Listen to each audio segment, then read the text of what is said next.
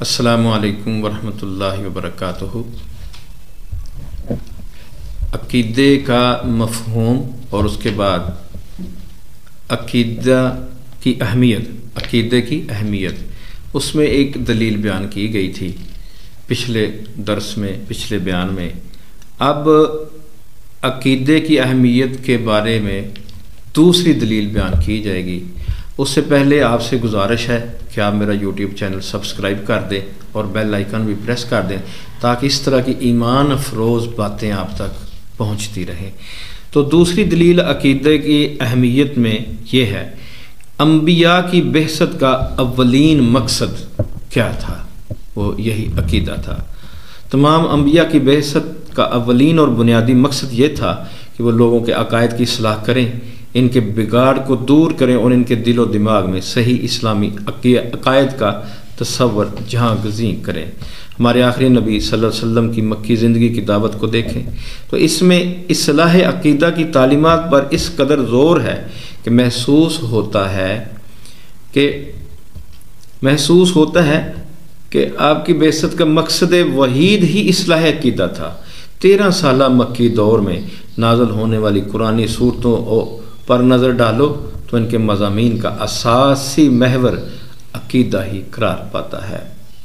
کہیں پر پرزور دلائل سے عقیدہ توحید کا اثبات ہے تو کہیں شرک پر کڑی تنقید، کہیں عقیدہ آخرت کو مکمل طور پر عقل اور عدل کے عین مطابق ہونا قرار دیا ہے، تو کہیں جنت جہنم کی منظر کشی کی گئی ہے، کہیں وقوع قیامت پر بحث ہے تو کہیں مابعد قیامت کی تفصیلات ہیں، کہیں وجود باری تعالیٰ کے برحق ہونے کے دلائل ہیں تو کہیں اس کے وجود کے منکروں اور گمراہوں کا بیان اور تردید ہے۔ غرض مکی صورتوں کی خصوصیات میں سب سے بڑی خصوصیت یہ ہے کہ ان میں اسلامی عقائد تفصیل کے ساتھ موجود ہیں۔ اصلاح عقائد کے بنیادی اور اہم کام کے بعد دوسرا مرحلہ یہ تھا کہ اب لوگوں کے عقیدے اور عمل میں مطابقت پیدا کی جائے اور ان کا کردار عقیدے کے مطابق ڈھالا جائے جس کی اصلاح کی گئی ہے۔ چنانچہ سیدنا معاذ بن جبل رضی اللہ تعالی عنہ کی یمن روانگی کے وقت نبی کریم صلی اللہ علیہ وسلم نے اس ترتیب کو ملحوظ خاطر رکھنے کی ہدایت کی تھی۔ اس روایت کی تفصیل یہ ہے کہ نبی کریم صلی اللہ علیہ وسلم نے معاذ بن جبل رضی اللہ تعالی عنہ کو یمن روانہ کیا اور فرمایا،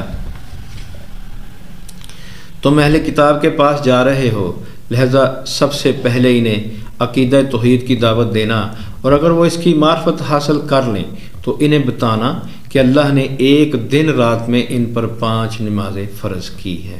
جب وہ نماز پڑھنے لگیں تو انہیں بتانا کہ اللہ نے ان کے اموال میں ان پر زکوٰۃ فرض کی ہے جو ان کے امیر سے لی جائے گی اور غریب اور فقیر کو دی جائے گی۔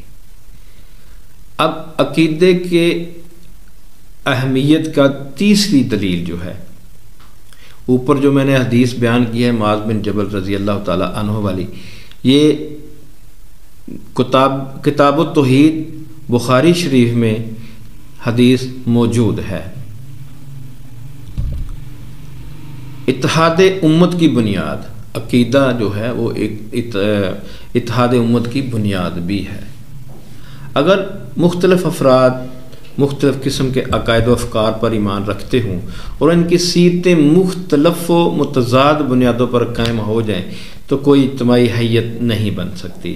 ان کی مثال ایسی ہوگی جیسے ایک میدان میں بہت سے پتھر بکھرے پڑے ہوں، ہر پتھر بلا شبہ اپنی جگہ مضبوط ہے مگر ان کے درمیان کوئی ربط نہیں ہے، بخلاف اس کے اگر ایک ہی مشترک تخیل بہت سے افراد کے دلوں میں ایمان بن کر جم جائے تو اشتراک ایمانی کا رابطہ انہیں ایک قوم بنا دے گا، گویا وہ پتھر جو بکھرے پڑے تھے چونے سے جوڑ دیے گئے اور ایک مضبوط دیوار قائم ہوگی۔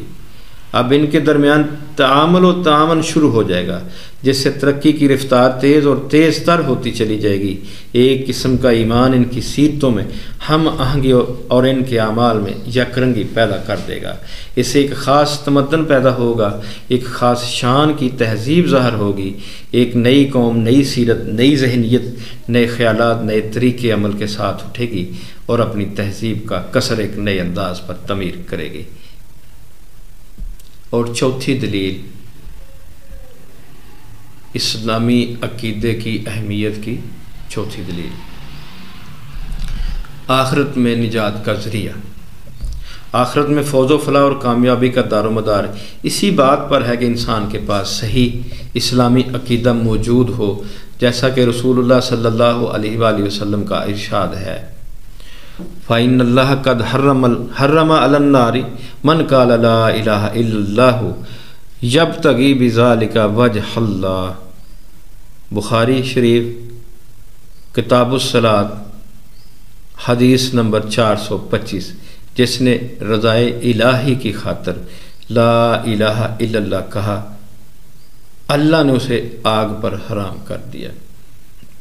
اور پانچویں دلیل عقیدے کی اہمیت میں پانچویں دلیل جو ہے فتح اور غلبے کی علامت عقیدہ ہے۔